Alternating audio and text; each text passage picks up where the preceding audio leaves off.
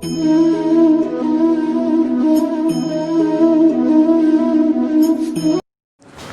આપણે સમજીએ આગળ આદિકોષ કેન્દ્રી કોષની રચના આપણે જોતા હતા. જનીન દ્રવ્ય વિશે ભણ્યા, પ્લાઝમિડ વિશે ભણ્યા, કોષીય આવરણ વિશે જોયું, પીલી શું છે, કસા શું છે એના વિશે જોયું. હવે આપણે આગળ જોઈએ ક્રોમેટોફોર. જો શું છે એની ચર્ચા કરી. અમુક પ્રકાશ સંશ્લેષી બેક્ટેરિયામાં કોષ રસપટલ વિસ્તૃત બનીને પુટિકામય રચના ધારણ કરે છે, જેની અંદર પ્રકાશ સંશ્લેષી રંજક દ્રવ્ય આવેલ હોય છે. આવી રચના ક્રોમેટોફોર્સ તરીકે ઓળખાય.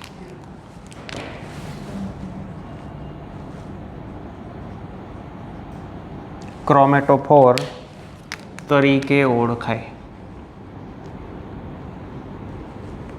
સમજીએ. જુઓ, આ બેક્ટેરિયાની કોષરસ પટલ છે, બરાબર. એમાંથી વિસ્તૃત થયેલી રચના એટલે આ પટલ આમ વળી ગઈ, બરાબર. પછી શું થયું? વધુને વધુ જેને કહેવાય કે કોષરસ પટલ છે એમ વળે છે. ઓકે. પછી શું થયું? ફાઇનલી જેને કહેવાય કે અહીંથી આ તૂટે છે અને આવી એક પુટિકા જેવી રચના જોવા મળી. આ જે પુટિકા છે એની અંદર શું ભરેલું છે? રંજક દ્રવ્ય. તમને હરિત દ્રવ્ય વિશે ખ્યાલ હોય કે જે ઉચ્ચ કક્ષાની વનસ્પતિમાં જોવા મળતું રંજક દ્રવ્ય છે. આવા અન્ય રંજક દ્રવ્યો કે જે પ્રકાશ સંશ્લેષી બેક્ટેરિયાની અંદર પણ જોવા મળે. આ છે ક્રોમેટોફોર. પુટિકીય રચના કે જે પ્રકાશ સંશ્લેષી રંજક દ્રવ્ય ધરાવે. ઉચ્ચ કક્ષાની વનસ્પતિઓમાં આવું રંજક દ્રવ્ય હરિત કણની અંદર હોય છે.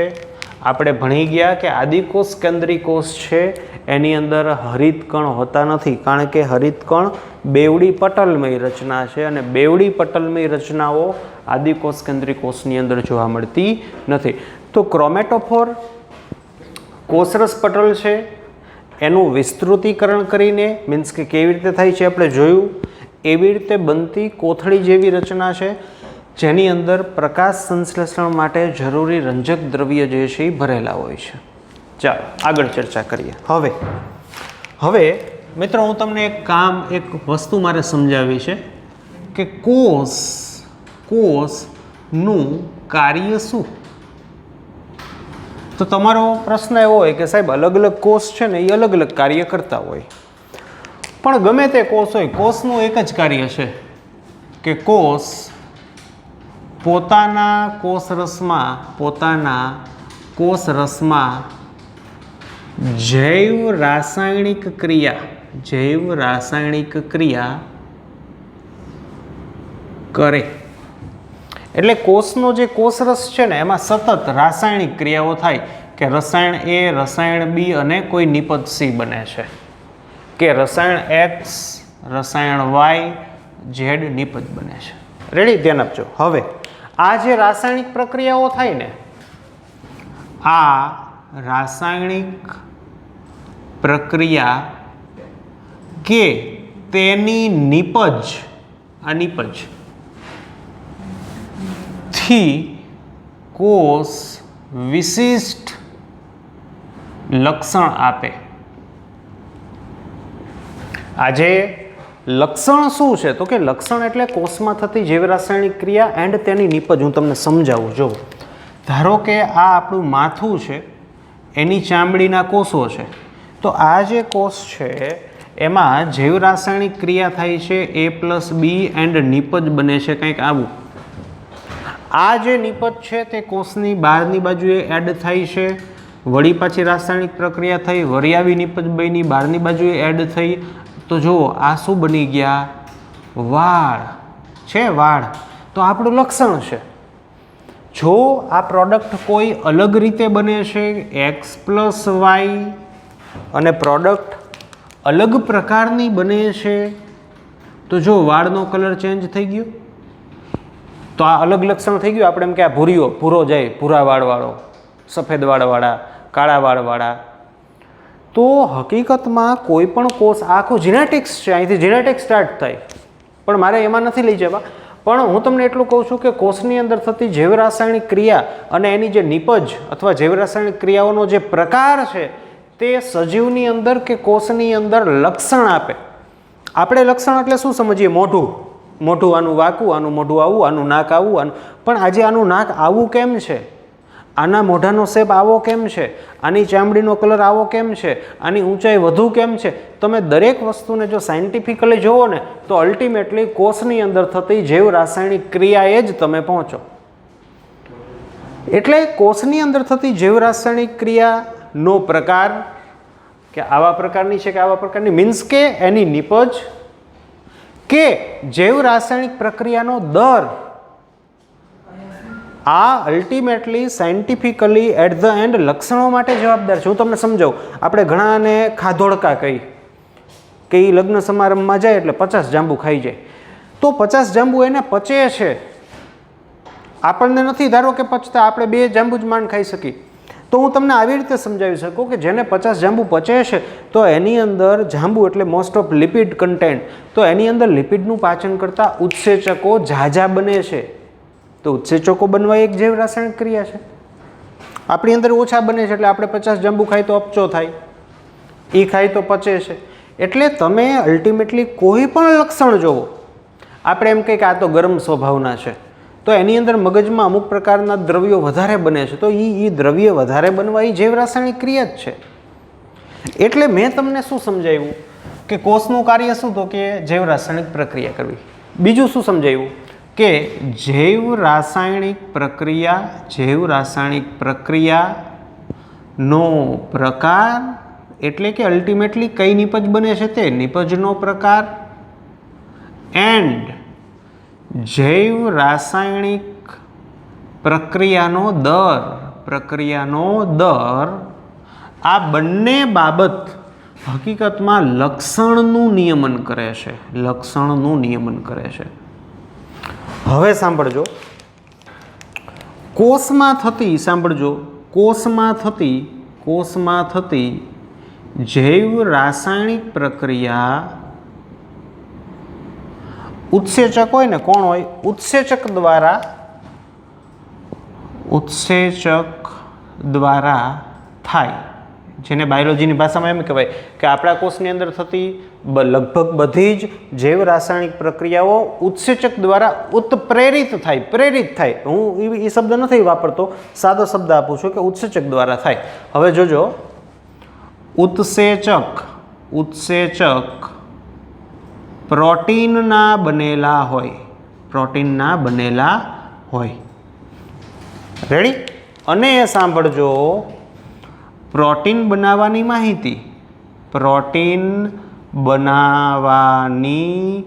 માહિતી કોની પાસે હોય મિત્રો? જનીન પાસે હોય. કોની પાસે હોય? જનીન પાસે હોય, અથવા ડીએનએમાં હોય. તેથી ડીએનએ લક્ષણ માટે જવાબદાર છે તેમ કહેવાય. કેથી? તો કે તેથી કઈ રીતે? તો કે ડીએનએ છે ને, એનું કામ છે પ્રોટીન કેવું બનાવવું, એની માહિતી એની પાસે હોય. હવે હું તમને ઉદાહરણ સાથે સમજાવું. જો, એટલે હકીકતમાં ડીએનએ છે એ સીધું જ જેને કહેવાય કે લક્ષણો માટે જવાબદાર નથી. ડીએનએ પાસે તો ફક્ત એટલી જ માહિતી છે કે પ્રોટીન કેવા પ્રકારનું બનાવવું. જો આપણે 2 એક્ઝામ્પલ લઈ લઈ. એક વ્યક્તિ છે ને ખાધોડકી વ્યક્તિ છે, આ એનું ડીએનએ હું દોરું છું, અને બીજી સામાન્ય વ્યક્તિ છે. જુઓ, સાંભળજો. તો આ ડીએનએ છે ખાધોડકી વ્યક્તિનું. હવે એના ડીએનએમાં આટલો ચોક્કસ ભાગ, ડીએનએમાં ચોક્કસ ભાગ કે જે એક પ્રોટીન બનાવવા માટે જવાબદાર હોય એને જનીન કહેવાય. તો અહીંયા એક જનીન છે, અહીંયા જનીન છે. જોજો, હવે આ વ્યક્તિ છે ને, આ વ્યક્તિનું જે આ જનીન છે ને, એ એક ઉત્સેચક E1 માં બનાવવા માટે જવાબદાર છે, અને આ વ્યક્તિની અંદર આટલો જે જનીનનો ભાગ છે એ અન્ય પ્રકારનો ઉત્સેચક E2 બનાવવા માટે જવાબદાર છે. તો આના કોષમાં E1 ઉત્સેચક બને ને, E1 ઉત્સેચક, તો આવી રાસાયણિક પ્રક્રિયા થાય A+B, જેથી નિપજ C બને છે. જ્યારે આની અંદર ઉત્સેચક E2 બને છે, જેથી રાસાયણિક પ્રક્રિયા અલગ પ્રકારની થાય, X + Y = Z બને છે. રેડી? હવે હું તમને આવી રીતે પણ સમજાવી શકું. ધારો કે આપણે કલર લઈ, વાળનો કલર, કે આ વ્યક્તિની અંદર આ વાળના કલર માટેનું જનીન છે, જેમાંથી બનતો ઉત્સેચક કે પ્રોટીન, ઉત્સેચક બધા પ્રોટીનના બનેલા હોય, જે E1 પ્રકારનો છે. તો આવો ઉત્સેચક હોય તો જૈવ રાસાયણિક ક્રિયા આવી જ થાય, આ ન થઈ શકે. X + Y નિપજ Z, આવી પ્રક્રિયા આની હાજરીમાં ન થાય.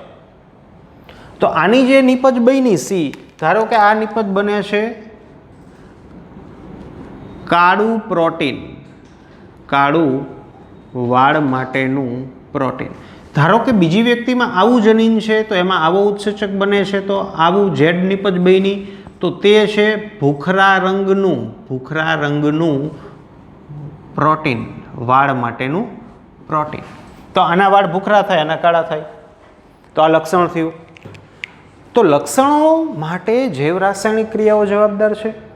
જૈવ રાસાયણિક ક્રિયા તો જ થાય જો ચોક્કસ ઉત્સેચક હોય, આ ઉત્સેચક પ્રોટીનના બનેલા હોય, અને પ્રોટીન કેમ બનાવવું એની માહિતી ડીએનએ પાસે હોય.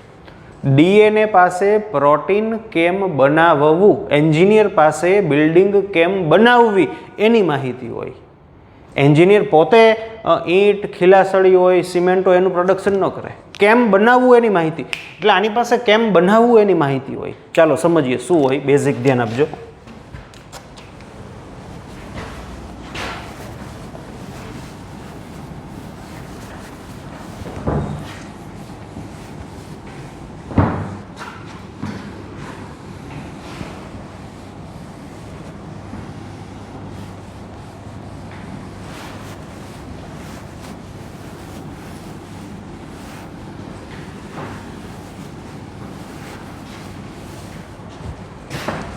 જો આ છે કોષ કેન્દ્ર. જો કે બેક્ટેરિયા હોય તો કોષ કેન્દ્ર ન હોય. રેડી? ચાલો આપણે રાખીએ છીએ. આ છે ડીએનએ.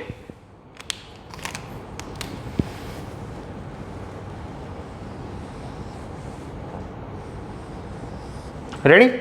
ધારો કે આટલો ભાગ એક જનીન છે, આટલો ભાગ બીજું જનીન છે, જનીન 2, જનીન 1, જનીન N, કોઈ પણ શબ્દ તમે આપી શકો. રેડી? હવે આ જે ભાગ છે ને મિત્રો,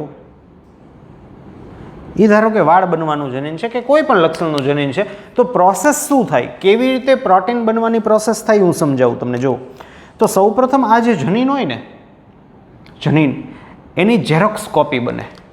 એટલે કે આ જે પાર્ટ્સ છે, અહીંયા શું હોય ખબર તમને, એ, જીન, સીન, ટીન, એવું તમે કંઈક સાંભળ્યું હોય, પણ એ શું છે બહુ ડિટેલમાં આપણે ભણશું.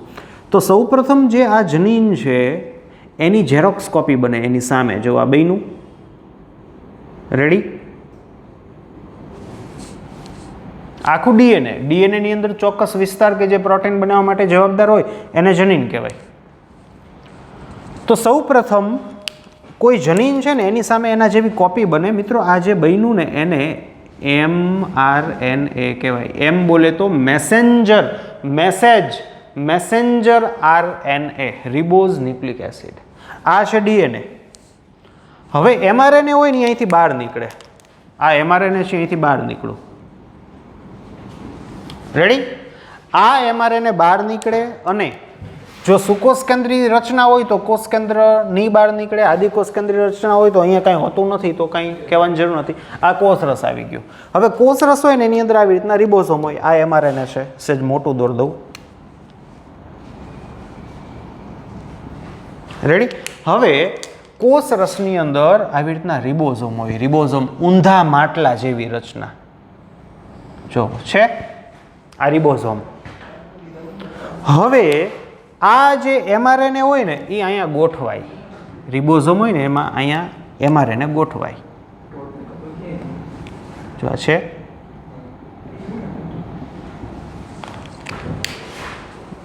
લાંબુ એમઆરએનએ રાખીએ.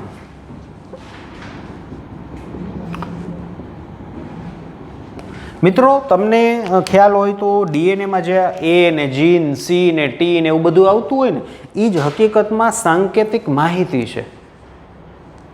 તે હકીકતમાં સાંકેતિક માહિતી છે. એટલે અહીંયા શું આપણને આવું જોવા મળે? એ ને યુ ને ટી ને સી, એ યુ જી ને એ ને U U C, G U U C, G G, A U U C, G. આવી રીતની આપણને માહિતી જો. આ બધું શું છે આપણે ભણશું. એટલે હકીકતમાં આ જે એબીસીડીનો જે આ ક્રમ છે ને એ જ હકીકતમાં માહિતી છે. આ મેં દોર્યું એમઆરએનએ. આ શું છે? રિબોઝોમ્સ. રિબોઝોમ્સ હોય ને એ આવું હોય, એના 2 એકમ હોય. આ મોટો ભાગ છે રિબોઝોમનો મોટો ભાગ, આ છે રિબોઝોમનો નાનો ભાગ. રેડી? ચાલો સમજીએ. હવે શું થાય? પ્રોટીન બનેલું શેનું હોય? એમિનો એસિડનું. એમિનો એસિડ એટલે રસાયણ. તો અહીંયા જે કોડિંગ હોય ને એના મત મુજબ અહીંયા એમિનો એસિડ ગોઠવાતા જાય અને આખું પોલીપેપ્ટાઇડ અથવા તો પ્રોટીન જે છે નિર્માણ પામે. આવી રીતનું હોય. આપણે આ બધું 12માં ભણવાનું છે અને જીનેટિક્સ કહેવાય. પ્રોટીન સંશ્લેષણ છે ને 12માં આવે તમારે. કે અહીંયા જેવી રીતે એમઆરએનએમાં આ જે કોડિંગ છે ને એને આધારે એમિનો એસિડ જે છે એ ગોઠવાતા જાય, પણ હજી તમને એમિનો એસિડ શું છે એ જ ન ખ્યાલ હોય. રેડી? તો આવી રીતે એમિનો એસિડ ગોઠવાય અને પોલીપેપ્ટાઇડ શૃંખલા અથવા તો આ જે બન્યું ને એને પ્રોટીન કહેવાય. આવી રીતે પ્રોટીનનું નિર્માણ થાય. એટલે જે વ્યક્તિમાં ડીએનએ ચેન્જીસ હોય તો અહીંયા પણ ચેન્જીસ આવે ક્રમમાં ચેન્જીસ આવે એટલે અહીંયા એમિનો એસિડ જે છે એની ગોઠવણી બદલાઈ જાય અથવા એના પ્રકાર બદલાઈ જાય અથવા તો પ્રોટીન છે એ અલગ બને. આવી રીતનું હોય. ચાલો, પણ એ વસ્તુ આપણે 12થમાં બહુ ડિટેલમાં ભણશું. તો આ રિબોઝોમનું કામ શું થાય? પ્રોટીનનું સંશ્લેષણ કરવું. રિબોઝોમ કોને લઈ આવે? એમઆરએનએ રિબોઝોમ પાસે આવે. પછી અહીંયા જે માહિતી છે એના આધારે એમિનો એસિડ ગોઠવાય. બહુ બધી ડિટેલમાં આપણે વસ્તુ આવશે પ્રોટીન સંશ્લેષણ. તો રિબોઝોમનું કાર્ય શું છે? પ્રોટીનનું સંશ્લેષણ કરવું. પ્રોટીનનું સંશ્લેષણ કરવું. બીજી વાત, આપણે કેમ વર્કર હોય ને બિલ્ડિંગ બનાવે, પણ કોના આદેશ અનુસાર? એન્જિનિયર. એટલે આ વર્કર છે. આદેશ કોનો છે? એમઆરએનએનો. એ ક્યાંથી આવ્યું? ડીએનએમાંથી આવે. અને મેસેન્જર કેમ કહેવામાં આવે? તો કે આ એક મેસેજ પહોંચાડે છે કે અહીંયા જે વસ્તુ છે એની કોપી થઈને પછી એનો મેસેજ અહીંયા પહોંચ્યો રિબોઝોમ પાસે, એટલે આને મેસેન્જર આરએનએ કહેવાય. બરાબર? ચાલો, ઘણી વખત આપણને એવું પણ જોવા મળે કે એક એમઆરએનએ છે ને એની સાથે ઘણા બધા રિબોઝોમ એટેચ થયા હોય. ઘણા બધા રિબોઝોમ એટેચ થયા હોય. તો આવી જે રચના છે ને એને પોલીઝોમ્સ કહેવાય. આવી રચનાને પોલી પ્લસ રિબોઝોમ્સ, પોલી એટલે ઘણા બધા, ઇઝ ઇક્વલ ટુ પોલીઝોમ્સ. કે એક એમઆરએનએ સાથે ઘણા બધા રિબોઝોમ એટેચ થાય તો આ રચનાને પોલીઝોમ્સ કહેવાય. ચાલો, આટલે આવ્યું. હવે આપણે આગળ વધીએ.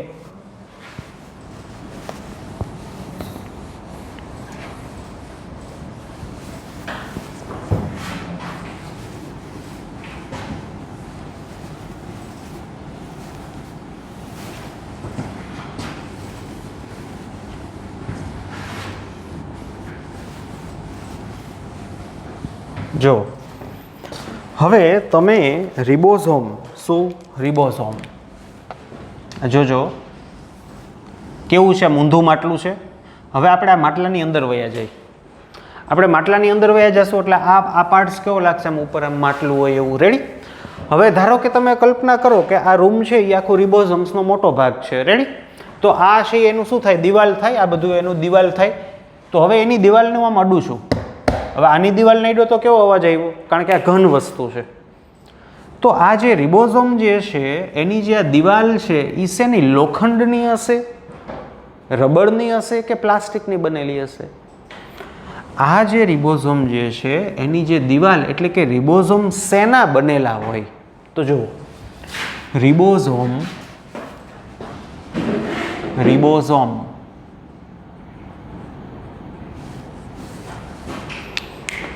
કાર્ય શું છે? પ્રોટીન સંશ્લેષણ, પ્રોટીનનું સંશ્લેષણ કરવું એનું કાર્ય છે. પણ રિબોઝોમ બનેલા છે શેના? તો જો શેના બનેલા હોય હું સમજાવું. રિબોઝોમ RNA પ્લસ પ્રોટીનના બનેલા હોય. શેના બનેલા હોય? RNA અને પ્રોટીન. RNA એટલે ઓલી DNA જેવી પટ્ટીયું. R કેમ લીધો?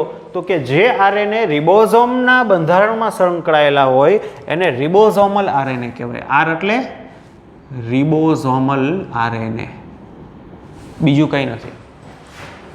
ચાલો, તો હવે આપણે રિબોઝોમ બનાવવું હોય તો શું કરશું? કાંઈ નહીં, પટ્ટીયું લેવાની. શું લેવાનું? પટ્ટી. જા, આ RNA ની પટ્ટી છે. જોયું છે આ પટ્ટી? જો આપણે રિબોઝોમ બનાવવાનું. હવે રિબોઝોમ શેના બનેલા છે? તો કે આની જે આ દિવાલ છે રિબોઝોમની, આને રિબોઝોમનો મોટો ભાગ કહીશું, આ નાનો ભાગ છે. આની જે દિવાલ છે તે RNA અને પ્રોટીનની બનેલી છે. તો જો આ છે RNA ની પટ્ટીયું. R એટલે રિબોઝોમલ RNA, જે RNA રિબોઝોમના બંધારણમાં હોય એને RNA કહેવાય, બરાબર. અને પ્રોટીન. ચાલો, તો આ બધું ભેગું કરીએ આપણે તો આ RNA અને આ પ્રોટીન એની બનેલી હોય દિવાલ. રેડી? ચાલો, હવે જોજો આગળ ભણીએ આપણે. તો રિબોઝોમનો નાનો ભાગ અને મોટો ભાગ બંને ભાગ તમે 3D માં વિચારશો તો RNA અને પ્રોટીન એમ બંને દ્વારા RNA ની પટ્ટીઓ અને પ્રોટીન એવી રીતે બનેલો હોય. ચાલો જુઓ, આદિકોષ કેન્દ્રી એન્ડ સુકોષ કેન્દ્રી રિબોઝોમ કાર્ય પ્લસ બંધારણની દ્રષ્ટિએ સમાન છે. કેવા છે? સમાન છે. એટલે શરૂઆતમાં એવું લાગતું વૈજ્ઞાનિકોને કે આદિકોષ કેન્દ્રી બેક્ટેરિયલ કોષ હોય કે સુકોષ કેન્દ્રી કોષ હોય, એના જે રિબોઝોમ છે તે લગભગ સરખા જ છે. પરંતુ એક બાબતે તે અલગ છે. તો જોજો, સ્વેડબર્ગ નામના વૈજ્ઞાનિકે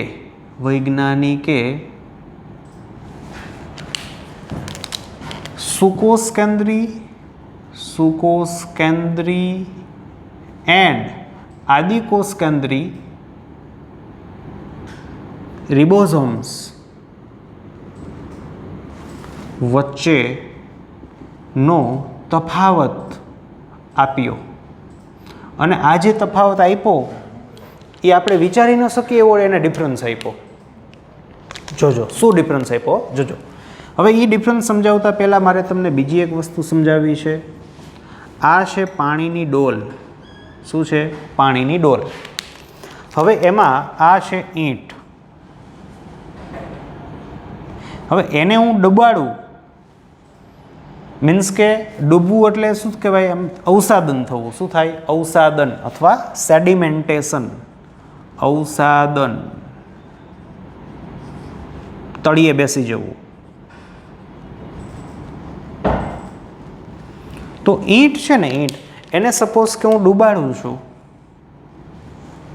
તો ધારો કે એની સ્પીડ છે 30 km/h. આટલી સ્પીડે એ ધારો કે ડૂબે છે. અહીંયા હું એક બીજી વસ્તુ લઈ લઉં છું.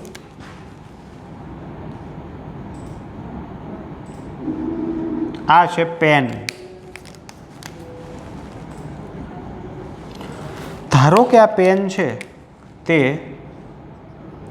10 km/h સ્પીડે ડૂબે છે.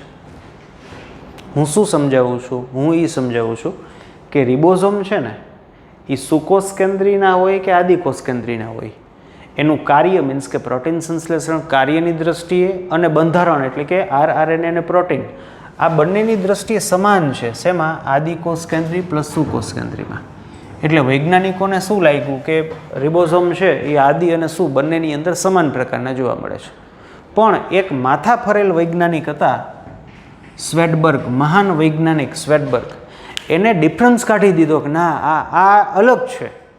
એ ડિફરન્સ શું છે ને એ હું સમજાવું છું. તો આ એનો પાયો છે, આખો ધ્યાન આપજો. હવે ઈંટને ડૂબાડી 30 કિલોમીટર, પેન ડૂબાડી 10 કિલોમીટર. હવે હું બેયને ભેગા કરું છું. જોજો, આ ઈંટ અને આ પેન, એ બેયને ભેગા ડૂબાડશું ને તો એની સ્પીડ શું આવે?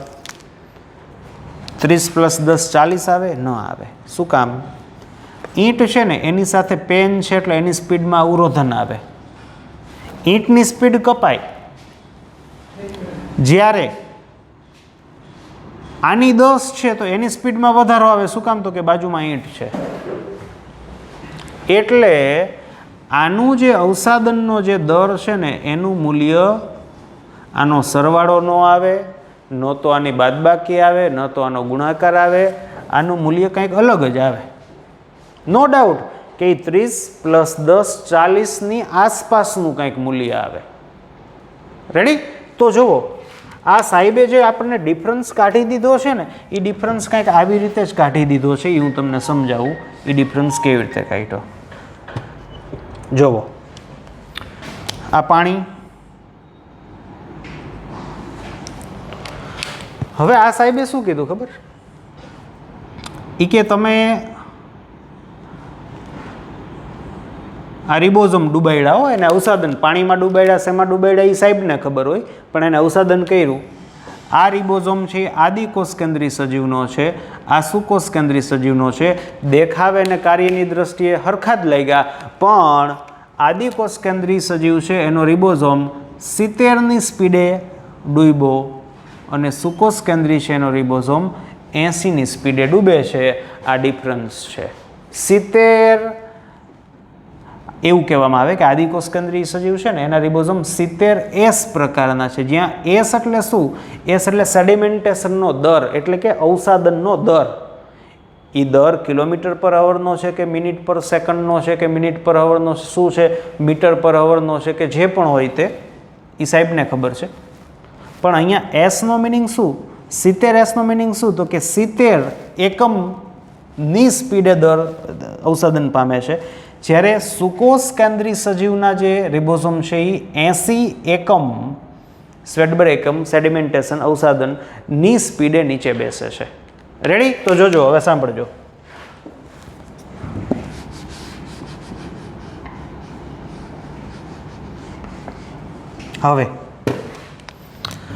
હવે આદિકોષ કેન્દ્રી સજીવ છે ને એનો આ મોટો ભાગ, રિબોઝોમનો મોટો ભાગ અને આ નાનો ભાગ. આદિકોષ કેન્દ્રી સજીવના રિબોઝોમનો મોટો ભાગ જો ડૂબાડવામાં આવે, શેમાં? એ સાહેબને ખબર. આપણે પાણી ધાર લીધું, આ ડોલ ધાર લીધી, હાચન એને ડોલમાં પાણીમાં પ્રયોગ ન કર્યા હોય, એને અલગ રીતે કર્યા હોય, પણ મોટો ભાગ ડૂબાડીએ ને તો એ 50ની એકમ સ્પીડથી ડૂબે છે, નાનો ભાગ 30ની સ્પીડથી ડૂબે છે. એટલે એમ કહેવાય કે આદિકોષ કેન્દ્રી સજીવના રિબોઝોમનો મોટો ભાગ 50S બનેલો છે, જ્યારે નાનો ભાગ 30S બનેલો છે. મીન્સ કે આ ઈંટ છે, આ પેન છે, હવે બેને જો ભેગી કરી દેવામાં આવે તો 50 + 30 એટલે 80 ન થાય મિત્રો. એ સમજાવવા માટે ઈંટ અને પેન આપણે લીધા હતા. આ બેને મીન્સ કે આખો જે રિબોઝોમ છે એને જો પાણીની અંદર ડૂબાડીએ તો 50 + 30 = 80 નથી જવાબ આવતો, એનો જવાબ 70 આવે છે. 70S. એટલે એમ કહેવામાં આવે છે કે આદિકોષ કેન્દ્રી સજીવની અંદર રિબોઝોમ 70S ના બનેલા છે. જો હું સુકોષ કેન્દ્રીની ચર્ચા કરું ને તો સુકોષ કેન્દ્રીનો મોટો ભાગ છે ને એ 60 એકમ સ્પીડની ઝડપથી નીચે અવસાદન પામે છે, નાનો ભાગ 40ની સ્પીડથી અવસાદન પામે છે, અને સંયુક્ત રીતે આખો 60 + 40 એટલે 100 થાય ગણિતમાં, પણ અહીંયા 80S જવાબ આવે. એટલે આદિકોષ કેન્દ્રી સજીવ છે એના રિબોઝોમ 80S પ્રકારના છે, જ્યાં S એટલે સેડિમેન્ટેશનનો દર અથવા તો અવસાદન પામવાની ઝડપ દર્શાવી રહ્યા છે. એટલે મહાન વૈજ્ઞાનિક સ્વેડબર્ગે બંને સુકોષ કેન્દ્રી એન્ડ આદિકોષ કેન્દ્રીની અંદર જોવા મળતો જે રિબોઝોમ છે એને અવસાદનના દર એટલે કે તળિયે બેસી જવાના દરને આધારે નોખા પાડ્યા. ચાલો, તો આ વાત થઈ રિબોઝોમની. આગળ આપણે સમજીએ, ખૂબ જ નાનો ટોપિક છે.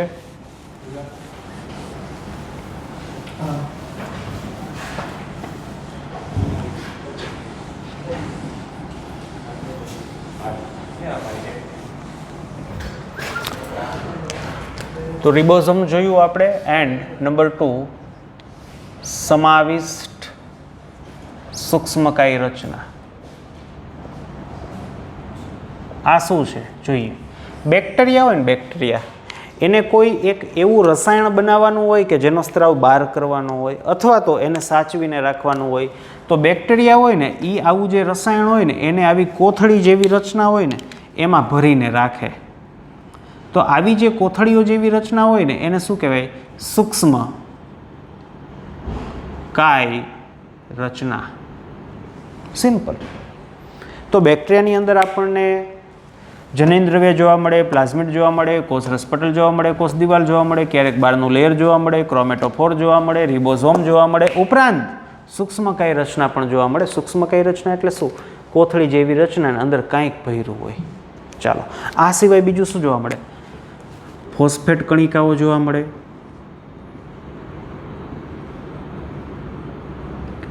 સાયનોફાઇસિન કણિકા જોવા મળે,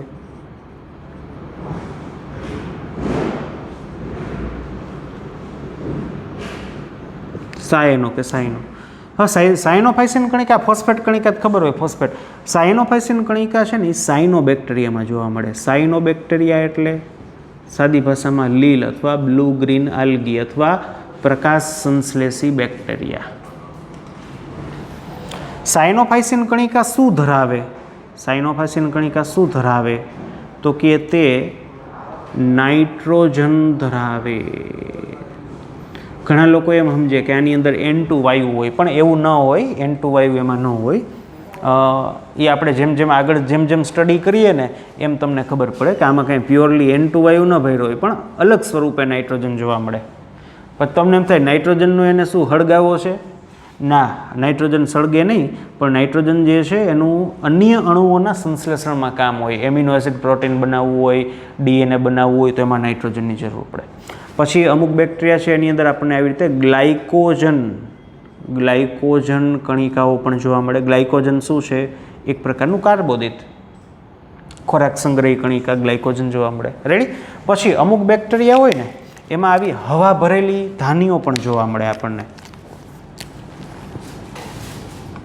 આવી કોથળી છે ને અંદર શું ભર્યું હોય? હવા. તો એને કહેવાય વાતધાની. વાતધાની કોની અંદર જોવા મળે ખબર છે? જો,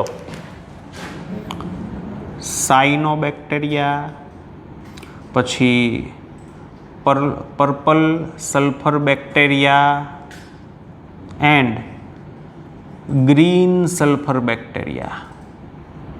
આ બધા જ બેક્ટેરિયા પ્રકાશ સંશ્લેષી બેક્ટેરિયા છે. એને પ્રકાશની આવશ્યકતા હોય. પ્રકાશ સંશ્લેષી બેક્ટેરિયા ક્યાં જોવા મળે? મોટે ભાગે પાણીની સપાટી પર જોવા મળે કે સમુદ્રમાં.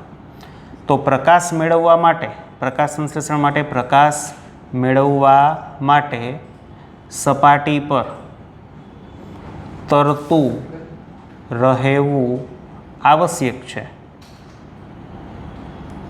તો આ જે હવાધાની વાતધાની હોય ને એ તારકતા બક્ષે.